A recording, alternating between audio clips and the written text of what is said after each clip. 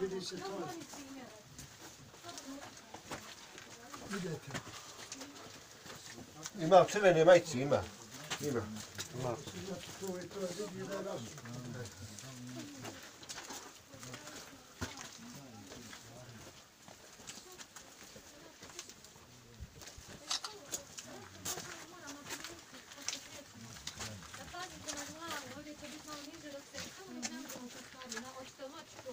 Samo se sadjeti da se ne udarite u glavu. Nije problem. Mogu ja rukama I onda vodati. ćemo ući. Ovo kuracu, ba ispotpiste istu. Kako sam tudel u glavu, ja ne se čini. To je Branković projektovo.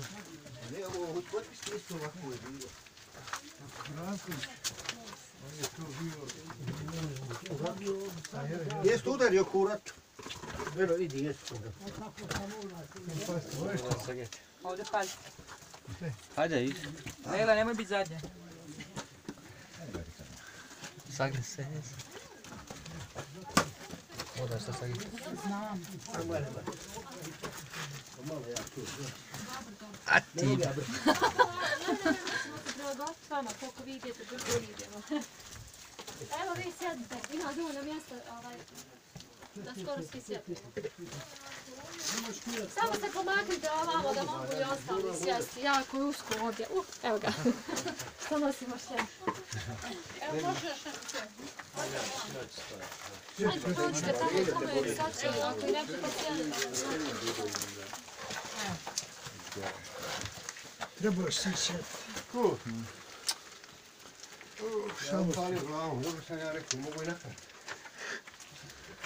Znači ovom glavom i brati se Ne, oni stvari. su tu stali, neće da sjede, a možete sjesti ko... Evo, kuće ne sjedi. Ali evo,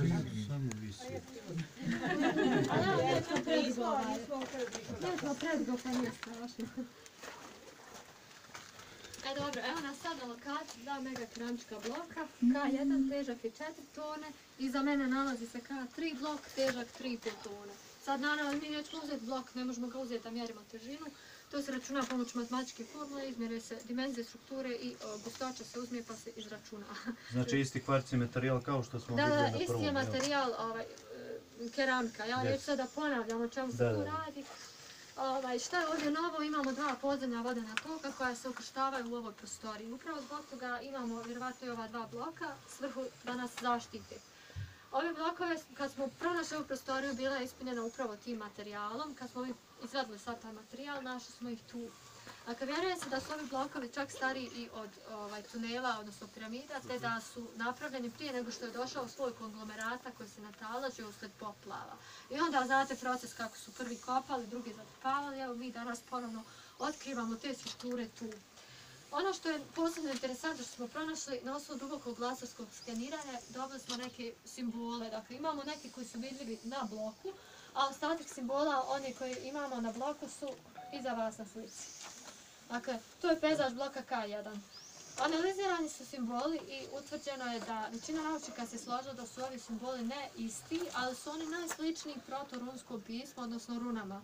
Pismo koji Mađari i Mongoli, dakle, preci su jedni drugima. Dakle, Mađari vjeruju u ovo pismo kada dođu, oni dakle potvrde da im je nešto slično.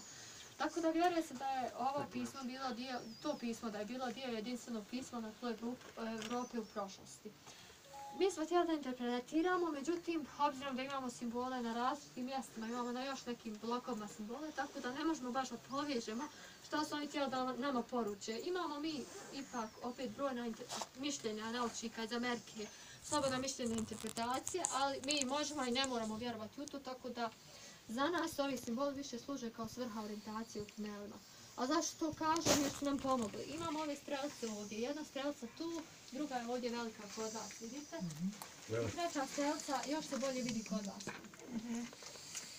Te strelce vode u pravcu upravo tamo, pravcu bočnog tunela koji je tu. Mi kad tražimo pravac jugoistok, naravno da uzmemo kompas, tražimo pravac jugoistok i kad smo došli tu, pravac jugoistok je bio tamo. Tako da i ove strelce su nam samo potvrdile da smo mi na pravom putu, da idemo ka pravcu piramide. Tako da došli smo iz tog tamo pravca i idemo dalje prema piramidi u pravcu tog bočnog tunela. Pronašli smo još veći megalitni blok K2, pa ćemo ići tamo uskoro ukoliko nemate nekih pitanja. A da li je to vezano za civilizaciju prije 5000 godina? Pa, vjeruje se da Znači može oni biti su to vezano, zatrpali zadnjim. može biti vezano upravo za tu civilizaciju. Moguće, jer su oni zatrpali tu.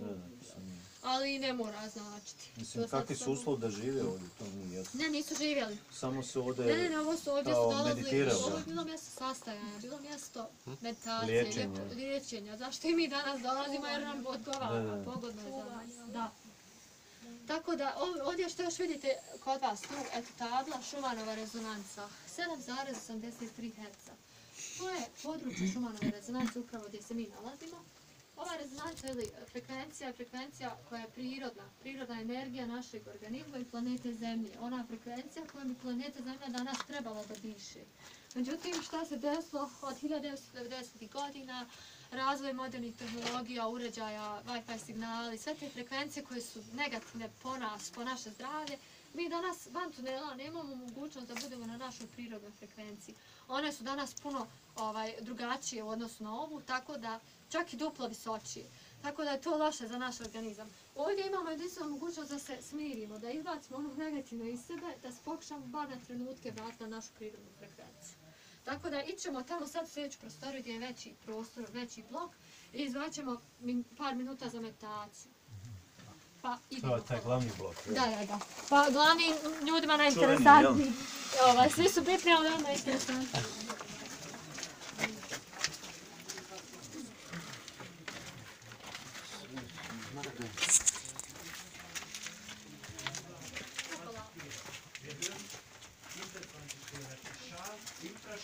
Schall, Ultraschall. Über 20 Kilohertz nennt man die Frequenz Ultraschall. Die Hunde, wenn sie hineingehen, die werden von der Frequenz gestört und die verschwinden gleich aus dem Tunnel weg. Si les chiens entrent ici, ils sont troublés par les ultrasons et ils se taillent. Donc, nous on l'entend pas, mais... Da ćemo meditirati, tako da je bolje. Ajde, pročite i tamo. Evo, pomaknite se. Evo ovamo, hajde. So, das heißt, wir Menschen hören sie nicht, doch es heißt nicht, dass es keinen Effekt auf den Körper gibt. Menschen, die das Problem mit der Wirbelsäule haben, mit den so Gelenkenverletzungen, den Verletzung der Muskeln, Sehnen, wenn sie sich den Knöchel gebrochen haben, so, dann kennt jeder von euch die physikalische Therapie, sagt man ja so, die Tanzgeräten und interferenten Ströme, Magneten und dann, dann fühlt sich die Menschen besser. Genesen sich die Verletzung. C'est un effet